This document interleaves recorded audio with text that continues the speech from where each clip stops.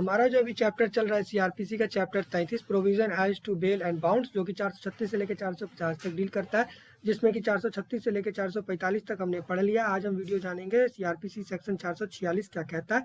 बीच में वीडियो नहीं आया क्योंकि तबीयत खराब हो गया था, इसी कारण से आज वीडियो हम अपलोड कर रहे हैं। ठीक है, तो आइए वीडियो स्टार्ट करते हैं और जानते हैं 446 क्या कहता है। Procedure when bound has been forfeited. अब क्या प्रोसीड्यूर है जब जो बाउंड है वो जब्त हो जाता है, जमानत जब्त हो जाता है। ठीक है, उसके बाद क्लॉज 1 बोल रहा है where a bound under this code is for appearance. जब बाउंड है आदमी इस कोड के अंदर अपीयर होने के लिए कोर्ट में, इस तरीके का बाउंड है, या फिर किसी प्रॉपर्टी को सामने लाने का के लिए बाउंड है। ठीक है, कोर्ट के सामने। ठीक है, और कोर्ट में ये प्रूव कर दिया जाता है, यानी कोर्ट में कोर्ट सेटिस्फाइड हो जाता है कि जो आदमी जो बाउंड है वो फॉरफिटेड हो चुका है, यानी कि जो बाउंड है वो जब्त हो चुका है किसी के द्वारा, यानी कि टूट चुका है, कैंसिल्ड हो चुका है बाउंड। ठीक है, आई होप ये क्लियर हो गया होगा।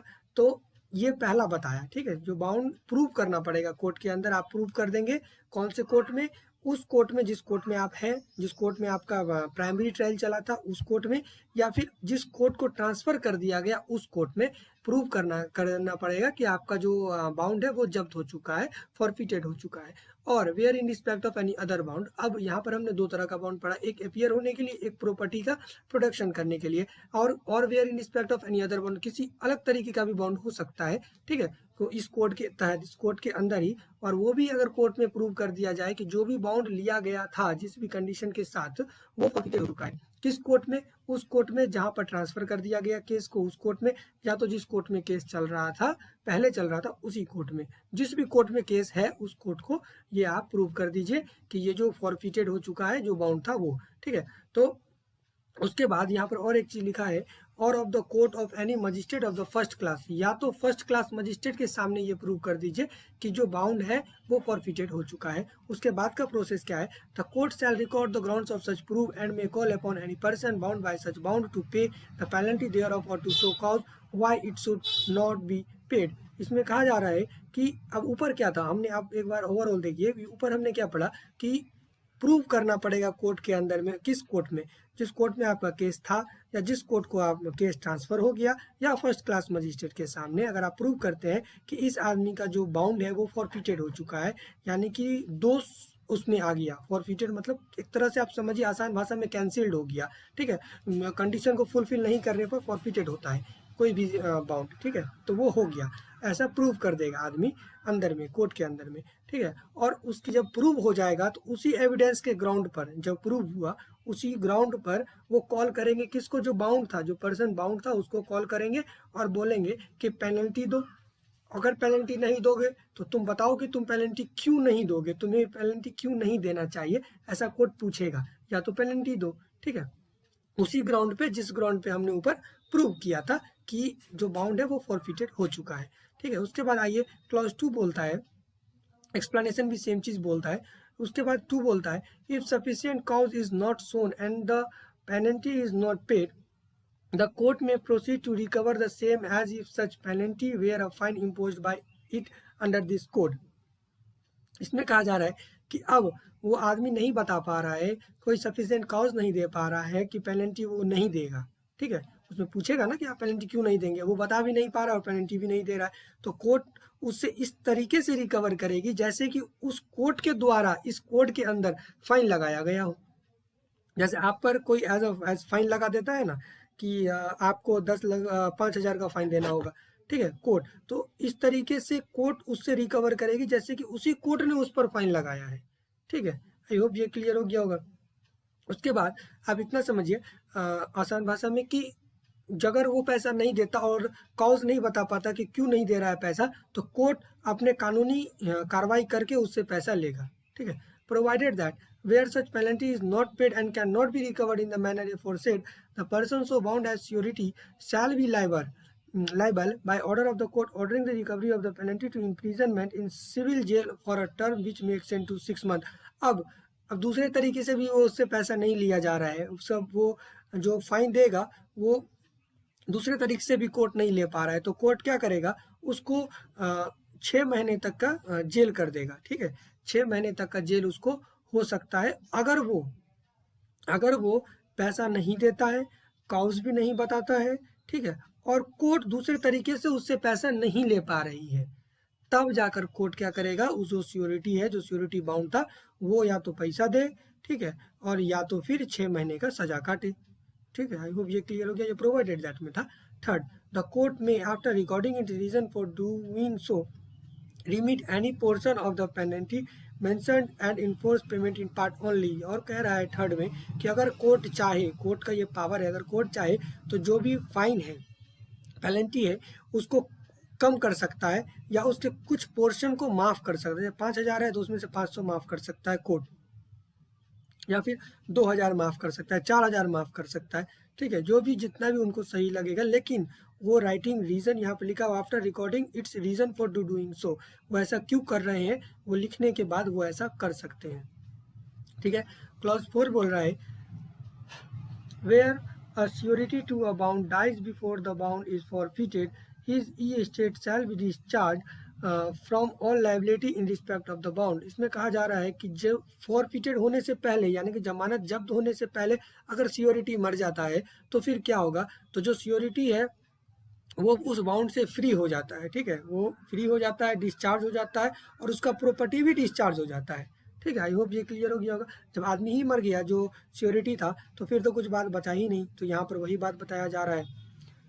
लेकिन फॉरफिटेड होने से पहले, जमानत जब्त होने से पहले अगर मर जाता है तो ये कानून यहाँ पर लागू होगा कि वो डिस्चार्ज हो जाता है, ऑटोमेटिकली डिस्चार्ज हो जाता है हर एक चीज़ से। उसके बाद 5वां बोल रहा है where any person who has furnished security under section 106 or section 117 or section 306 is convicted of an offence the commission of which constitute a breach of the condition of his bond or of a bond executed in lieu of his bond under section 448, a certified copy of the judgment of the court by he was convicted of such offence may be used as evidence proceeding under this section against his surety or sureties, and if such certified copy is so used, the court shall presume that such offence was committed by him unless the contrary is proved। इसमें simple सा बात कहा जा रहा है कि अगर 106, 117 और 360 के अंदर जो भी जमानत लिया गया था, जो भी सिक्योरिटी, ये 106, 117 और 360 क्या बात करता है, आप एक समरी में समझिए कि किसी भी तरीके का सिक्योरिटी, अगर कोर्ट को भरोसा नहीं होता है तो वो किसी भी चीज़ का सिक्योरिटी ले लेता है। ठीक है, कोई भी सिक्योरिटी ले लेता है, वो सिक्योरिटी यहाँ पर दिया गया था किसके, कौन दिया था, जो एक्यूज्ड है वो दिया था, सिक्योरिटी दिया था, और सिक्योरिटी देने के बाद वो ब्रीच कर देता है उस कंडीशन का। ठीक है, और उसके लिए वो कन्विक्टेड होता है, उस पर केस चल रहा है। ठीक है, 117, 360 के अंदर वो व्यक्ति कन्विक्टेड हो जाता है, या वो किस कारण से कन्विक्टेड होता है, क्योंकि वो ब्रीच ऑफ हिज बाउंड, यानी कंडीशन जो उस बाउंड में दिया गया था उसको ब्रीच करता है।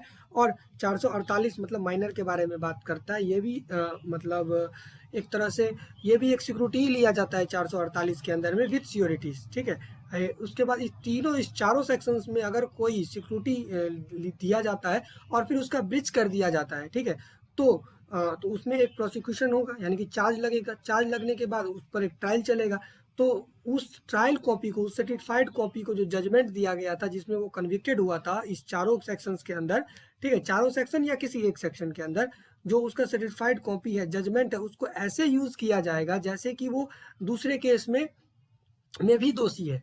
ठीक है, मतलब एविडेंस के तौर पर यूज किया जाएगा। आप फिर एक एग्जाम्पल जानिए कि एक आदमी है जिसको 106 के अंदर कन्विक्टेड हो गया वो। ठीक है, वो एक सिक्योरिटी दिया था, एक बाउंड दिया था 106 के अंदर, बाउंड देने के बाद वो बाउंड का जो ब्रीच ऑफ कंडीशन हो गया, यानी कि जो बाउंड में लिखा था उस कंडीशन को वो फिलफिल नहीं किया, और उसको उसके एवज में 6 महीने की सजा हो गई। तो ये 6 महीने का सजा का जो जजमेंट है, ये एज एविडेंस यूज किया जाएगा दूसरे केस में। ठीक है, आई होप ये क्लियर हो गया होगा। दूसरे केसेस में जब उसको दूसरा बाउंड देने बोला जाएगा, यानी दूसरे केस में जब उसको बेल मिलेगा, तो ये जो जजमेंट है ये इसके सियोरिटीज के अगेंस्ट में ही दिखाया जाएगा और काम किया जाएगा कि देखिए ये तो पहले भी सजा काट चुका है, तो एज एविडेंस वो यूज हो सकता है, और तब तक कोर्ट मानेगा कि इस आदमी ने वो ऑफेंस किया है जब तक कि कॉन्ट्रेरी प्रूव नहीं कर दिया जाता। आई होप ये क्लियर हो गया होगा। उसके बाद 446A cancellation of bound and bail bound, यानी कि cancellation of bound and bail bound मतलब बेल बाउंड और बाउंड का जब्त हो जाना, कैंसिल हो जाना। ठीक है, without prejudice to the provision of section 446 where a bound under this code is for appearance of a person in a case and it is forfeited for breach of condition. इसमें कहा जा रहा है हमने ऊपर जो भी पढ़ा वो भूल जाइए। उसके बाद प्रोविज़न जो यहाँ पर जो बेल है, बेल बाउंड है, वो फॉरफिटेड हो जाता है। किस कारण से? किसी कोई भी कंडीशन ब्रीच करने से, जो कि कंडीशन दिया गया था। किस चीज़ के लिए? अपीयरेंस होने के लिए, ठीक है, वो फॉरफिटेड हो जाता है ब्रीच ऑफ कंडीशन के कारण। तो ये बता रहा है the bound executed by such person as well as the bound if any executed by one or more of his securities in that case shall stand cancel. अगर जिस भी आदमी के द्वारा बाउंड एग्जीक्यूट किया गया था, ठीक है, जो बाउंड था, ठीक है, तो वो बाउंड एक से हो या एक से अधिक वाला सिक्योरिटीज के साथ हो, विथ और विदाउट सिक्योरिटीज के साथ बाउंड दिया गया हो, वो कैंसिल्ड हो जाएगा। ठीक है, जब भी ब्रीच ऑफ कंडीशन अगर होगा तो वो सब कुछ कैंसिल हो जाएगा।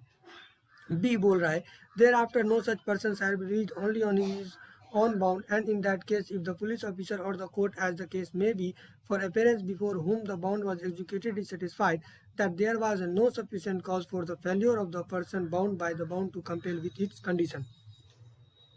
अब कहा जा रहा है कि उस ऊपर क्या था, हमने क्या पढ़ा कि ब्रीच ऑफ कंडीशन के कारण जो भी सिक्योरिटीज है, चाहे एक हो एक से ज्यादा हो, पूरा का पूरा होल जो बाउंड है वही कैंसिल हो जाता है। बी में बता रहा है कि पुलिस को, ठीक है, उस व्यक्ति को अपनी बाउंड पर नहीं छोड़ा जाएगा, पर्सनल बाउंड पर नहीं छोड़ा जाएगा।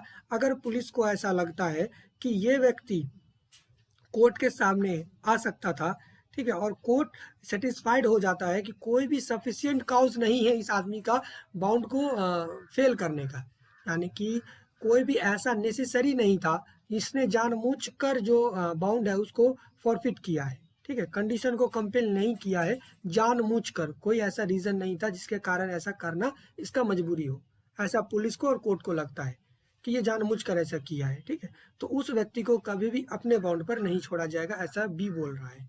ठीक है, provided that subject to any other provision of this code he may be release in that case upon the execution of a fresh personal bound for such sum of money and bound by one or more of such securities as the police officer or the court as the case may be think sufficient. अब ऐसा नहीं है कि अब एक बार उस आदमी ने गलती कर दिया तो उसको दोबारा नहीं छोड़ा जाएगा, ये पूरा निर्भर करता है कोर्ट पर, उसको एक फ्रेश बाउंड लेकर, कुछ मनी लेकर, ठीक है, सच सम ऑफ मनी और एक या एक से ज़्यादा सिक्योरिटीज लेकर, अगर पुलिस और कोर्ट को सही लगता है तो उसको दोबारा से छोड़ा जा सकता है।